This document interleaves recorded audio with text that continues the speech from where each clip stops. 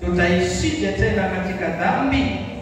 Fahamu ya kuwa sisi sote tuliobatizwa katika Kristo Yesu tulibatizwa katika mauti yake, basi tulizikwa pamoja naye kwa njia ya ubatizo katika mauti yake, kusudi kama Kristo alivyofufuka katika wafu kwa njia ya utukufu wa Baba, vivyo hivyo na sisi tuenende katika upya wa maisha. Kwa maana kama mlivyounganika naye katika ufufuo mfano wa mauti yake, kadhalika mtaunganika kwa mfano wa kufufuka kwake.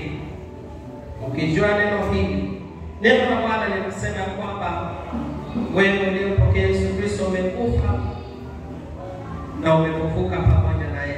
Kwa hivyo basi tunapaswa kuishi katika hali ya upya wa maisha ndani ya Kristo.